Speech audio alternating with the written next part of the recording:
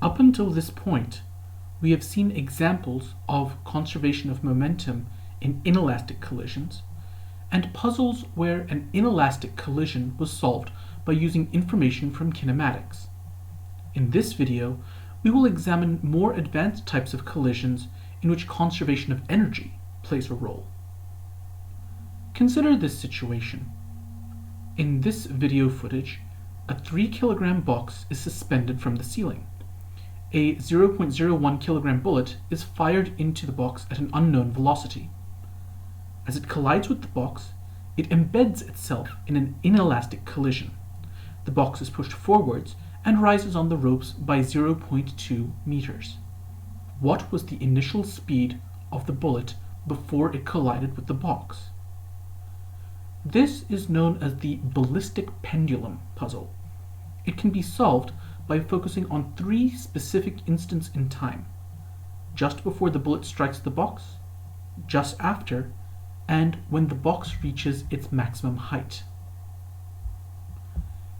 Immediately after the collision, the bullet and the box have a combined mass of 3.01 kilograms and some velocity as yet unknown. This means that they have kinetic energy. However, since the combination is at its lowest point, it has no potential energy. As they rise, they gradually gain potential energy until they reach the peak. At that point, they have gravitational potential energy, but no Ke. So for the second phase of motion, from immediately after the collision to the block reaching its maximum height, we can apply conservation of energy. In this equation, the initial potential energy is 0, there is no work, and the final kinetic energy is also 0.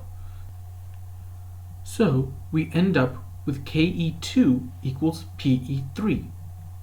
Expanding and solving for all terms, we get the velocity immediately after the collision. It is 1.98 meters per second.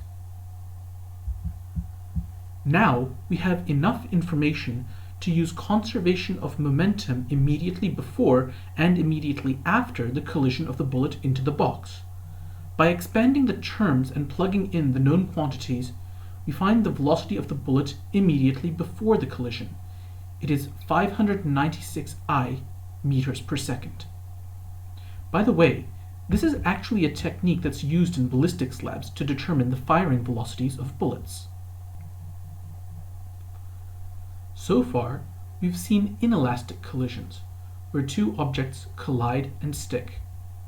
A collision where 2 objects bounce, like billiard balls, is called an elastic collision. The formal distinction between an inelastic collision and an elastic one is that in inelastic collisions, momentum is conserved, but some or all of the kinetic energy is lost as work out due to friction, or otherwise turned into heat as the objects stick together. In elastic collisions, both momentum and kinetic energy are conserved. Let's consider this case. A 2 kilogram red object moving at 5 meters per second strikes a 3 kilogram blue object at rest. It bounces off. What are the final velocities of the 2 objects? First, let's set up conservation of momentum. Plugging in all the information we know, we get this equation, which relates the final velocity of the red block to the final velocity of the blue block. 10 I hat equals 2v2 plus 3v3.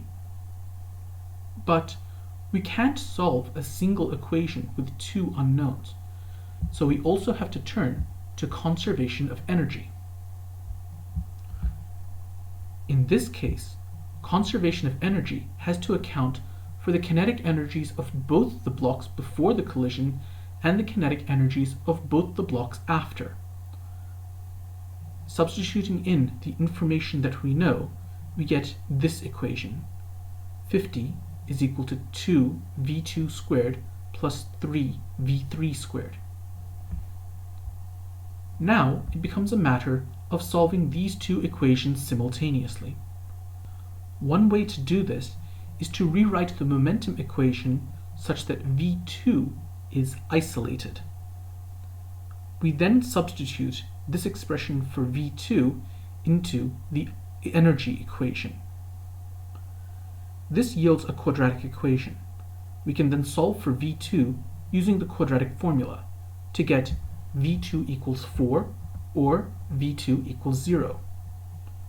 0 was the velocity before the collision, so 4I meters per second is the velocity after the collision. And we can plug this into the conservation of momentum equation from earlier to solve for V1, which is negative 1I meters per second. So this elastic collision was solved by using both conservation of momentum and conservation of energy, finding two different relationships between the final velocities and solving simultaneously. Now, a variant.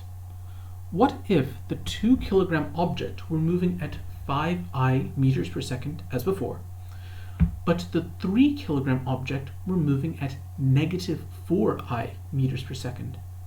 How would an elastic collision play out then? As before, we set up conservation of momentum.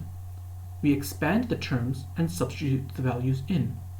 The difference from the previous example is that the initial velocity of the second block, the blue block, is no longer 0. The result is this simplified expression for the final velocities. Negative 2I equals 2 times V2 plus 3 times V3. Now, let's turn to kinetic energy. Again, we will expand and substitute all the values in. When we simplify, we get this equation. 98 equals 2 V2 squared plus 3 V3 squared. Now, we solve the two equations simultaneously as before. We isolate V2, substitute that into the other equation to yield a quadratic equation, and then solve that quadratic equation. When we do, we end up with V3 is equal to 3.2I meters per second, or V3 equals negative 4I meters per second. Negative 4 was the velocity before the collision, so 3.2I must be the velocity after. And as before, we substitute that back into conservation of momentum, and we get V2 equals negative 5.8I meters per second. Elastic collisions in 2 dimensions occur when one object, like a billiard ball, hits another object and then deflects. If we were to take their velocities after the collision, we could break them into their x and y components. The momentum needs to be conserved in both x and y. Let's say that a 2 kilogram ball moving at 5I hits a 3 kilogram ball initially standing still. After the collision, the 2 kilogram ball moves away at an angle of 60 degrees below the horizontal. What are the velocities of the two balls and what are their directions? We start by breaking the two final velocities into their x and y components. We then write the equation for conservation of momentum, first in the x direction and then separately in the y direction. Let's start with the x direction and substitute what we know. We see that there are 3 unknowns: the magnitudes of the two velocities and the direction of motion of the 3 kilogram ball. Substituting the information we know, we get 10I hat equals V2 plus 3V3 cos theta.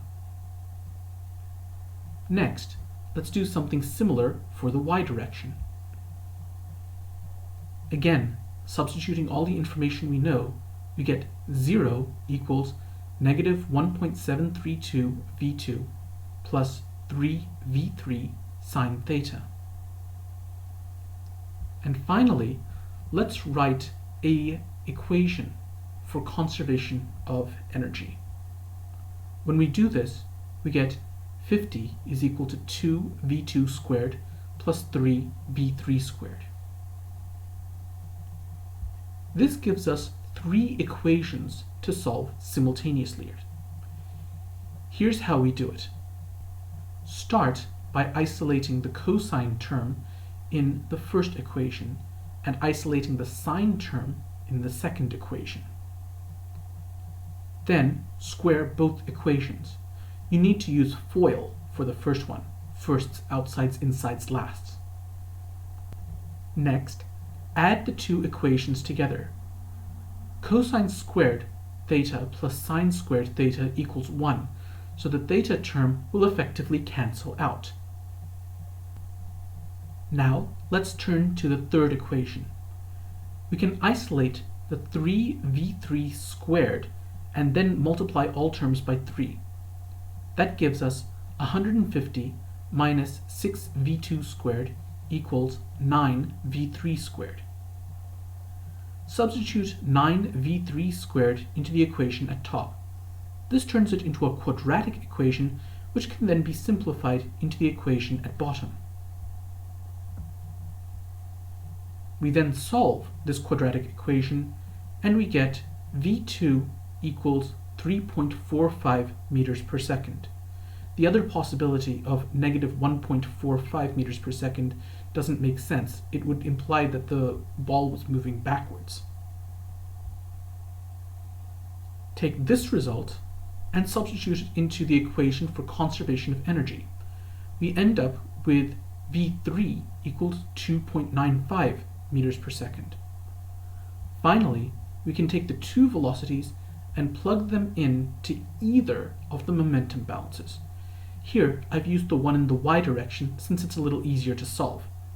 We end up with the direction of velocity of the 2 kilogram ball being 42.36 degrees.